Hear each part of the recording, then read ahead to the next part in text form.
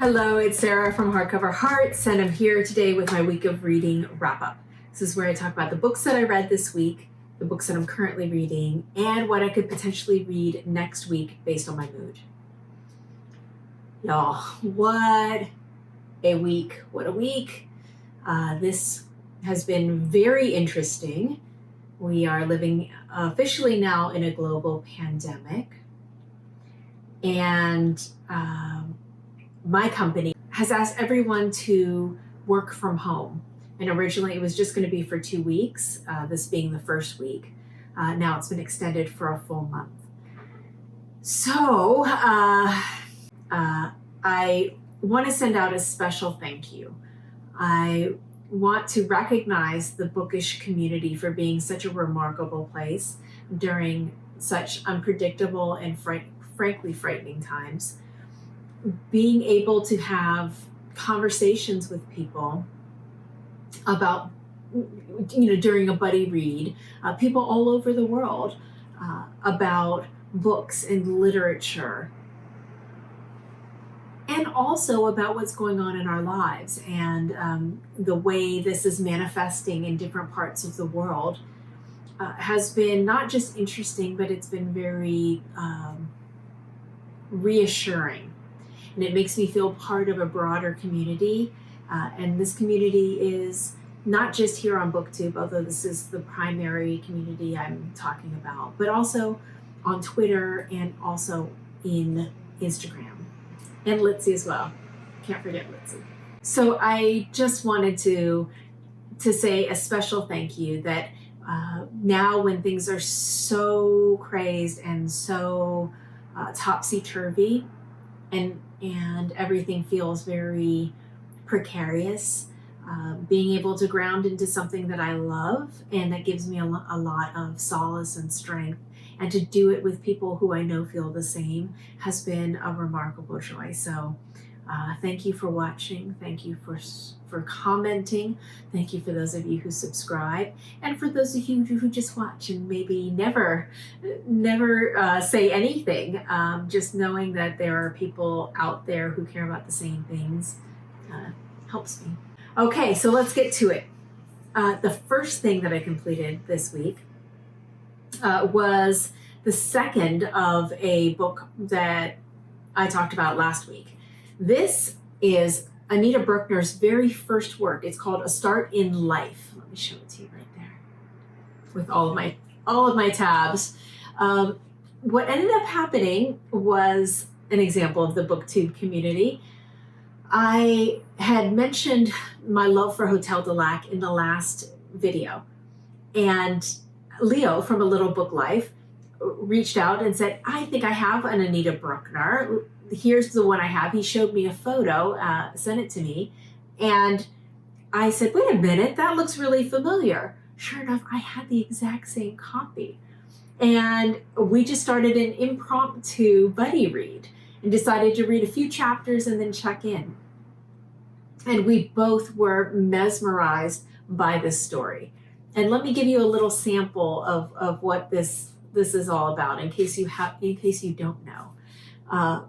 The very first sentence, maybe one of the best sentences in literature, says, Dr. Weiss, at 40, knew that her life had been ruined by literature. So this book is a coming of age forestalled of a woman who has a very dysfunctional home life, grandmother and parents, but finds her home, in essence, in literature, and specifically in Balzac. And it's her coming of age, but at the same time, we also are following her family and some of the characters around her. It's bitingly funny, very, very well-drawn characters, a lot of truisms, a lot of really interesting insights about characters, hence all of the amazing little areas that we found to quote to each other. It's sharp, and sharp meaning none of these characters come out perfectly. None of these characters are left unscathed by her sharp wit and her sharp eye. It's a remarkable work. It's very slim. 100 and this one is 176 pages. I really can't recommend it highly enough. It was a wonderful book, and like I said, some of the writing in here was outstanding. Then I binged through Heresy by SJ Parris. This is for March Mystery Madness. This is Elizabethan time frame, and in fact, it's 1583 in Oxford. Now, this book got me at the perfect intersection between historical fiction, a murder mystery, and Oxford. It really would have been hard to let me down on this one. I enjoyed the mystery. I thought the pace was fantastic. The use of Oxford as a setting was sublime. They really did a phenomenal job, and I could see the places they were talking about. It was a delight. I'm going to continue with this, but I'm not going to jump right in because the next ones are not set in Oxford, which is such a bummer. I wish they all were set in Oxford because it was great. Then I jumped into this one again for March Mystery Madness. This is A.M. Stewart's Singapore Sapphire. Really great cover here. This is set in 1910 in Singapore. Now, I will say that as I was reading this, I was super cognizant that it felt like the author was trying to be very careful and maybe leaning too far to be all things to all peoples. What I mean by that is, this is a landmine, a book potentially. That's a very difficult time. It's colonial era, a hard time to get right in today's climate, and to be appropriate and to use language that isn't going to be offensive. And Singapore at this time was just a melting pot of different cultures, from different countries that were all living in a very, very tight-knit communities forced together because of colonialism. So there's a myriad of ways that this could go wrong. And I feel like the author was a little too aware of that. And let me give you an example of what I mean. So our main character is Harriet Gordon, and became a suffragette and was actually in Holloway prison on a hunger strike and was force-fed, which is absolutely brutal. I mean, they just shoved tubes down women's throats and force-fed them that way so that they would stay alive. And it was meant to break them, and she actually says that it did. She's in Singapore at the kindness and generosity of her brother, who is the headmaster of this boys' school. And so she needs something to do. She's an excellent typist, and so she decides to advertise, and she starts to work on this very rich man's journals of his memoirs. She goes to his house to retrieve her typewriter that she needs, only to find him murdered. What goes on from here, and the part that had me kind of questioning it, was there is a policeman who needs to obviously talk to her about this murder that just happened. And he tries to dig in and figure out who is she and what is she doing in Singapore, because she's fairly new and he doesn't know who she is. And turns out that he finds out about her past. He finds out that she was in jail, which is... it's a dangerous thing. If that got out, that, there are a lot of people who would not want her around their children, their sons. And so she's very wary, and she's also obviously very wary of cops. Well, with this, in the story, he's very sympathetic to her. He's very kind and nice to her, even after he hears this. And it just didn't ring true. I understood her fear and aversion to the cop, but I didn't understand how he would be sympathetic to her. And it turns out his member of his family that he cares about very much was a suffragette and did spend time in Holloway Prison, and so therefore he understands and is sympathetic to her plight. So great, great. I love that. But it felt like a lot of machinations to get that to work, if that makes sense. And so I was just aware of these types of things happening over and over and over again in the book. And it made me think, are we trying too hard? I mean, I don't know. I don't want to read a book that just talks about colonial tropes and has the same old thing and ignores all of the harm that era caused, culturally, systemically, politically, economically, all of it, geographically, the whole nine. But at the same time, it's a quandary. It's a quandary. I don't know what to say else. So I would love some thoughts, some of your thoughts, if you wouldn't mind sharing. But this was a good book, allow me to say. I really enjoyed this. I loved the setting. The mystery was really good. But it was the fact that I was aware of these thoughts as I was reading it, which made me question my enjoyment of it, and why I was so hyper aware of it. So Singapore Sapphire, a good book, but I would love to know your thoughts. Okay, so that's what I completed. Now I am in a slew of books right now. I feel like I'm greedy and hungrily trying to maximize this time that I have, where I'm not commuting, where I'm just here surrounded by my lovelies, and I can just read and read and read. So I feel like I'm spreading myself thin, but maybe this is called self-care. I don't know. All right, so let me show you what I'm actually reading. I'm doing a fantastic buddy read of Willa Cather's My Antonia. This is so good. And interestingly, this is a fantastic case study of how you can write about potentially bombshell type of horrible situations with immigrants and culture and all of that in a way that's amazing. There's issues of culture and gender and nationality and foreignness in this book that is just, it's done so well. It doesn't rely on stereotypes. It is thoughtful. It is realistic. No one's too good and too bad. We don't have these archetypes in here. It's so well crafted. And you have Antonia, who people are saying that she's becoming too manly, because she tries to show off her biceps to her friend because she's so proud of how hard she's working and the value that she's adding to her family. So I guess I should back up and say this is a story set in rural Nebraska.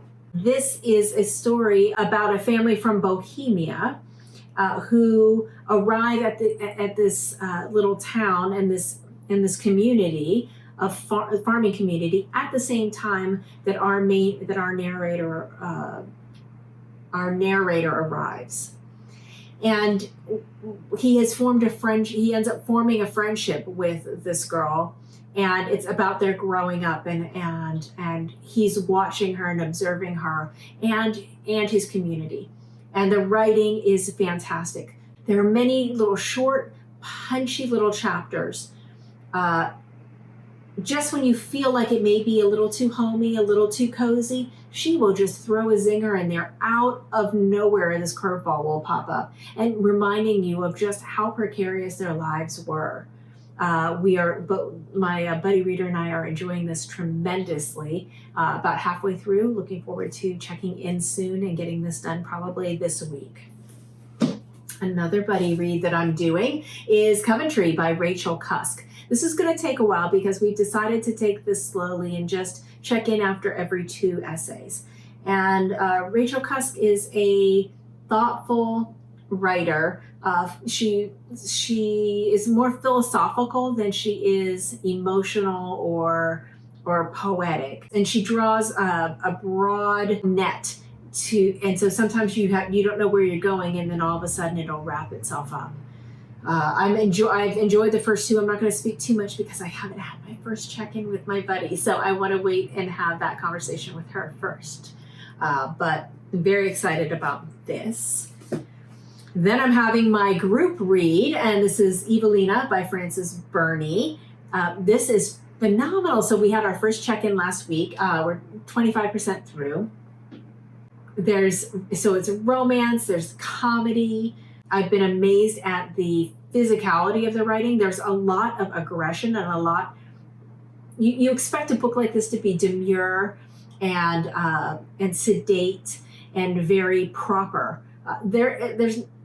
It's not vulgar, there's nothing that happens that's untoward, but at the same time, there's a lot of things that happen that are kind of shocking, that are coarse maybe, and not prim and proper in terms of relationships between a captain who is kind of salty and hates the French, and the grandmother. So I'm stunned at this and how readable it is. It's been a delight so far, and look forward to checking in on Sunday with everyone on the next section. I also am still making progress on my BookTube Prize book. I have one left, and I'd say I'm about maybe a third of the way through. Looking forward to wrapping that up and really giving some deep thought into how I'm going to stack rank them. It's going to be hard. Then last thing is I'm making very slow progress in The Abundance by Annie Dillard. I picked it up again last night and started reading it and got very nervous because there's a story about a doe. Annie Dillard is on a trip in South America, and they visit a village, and there is a little doe that is caught and trapped and has been trapped, and the doe serves a very moment of tension in the story itself, in the essay.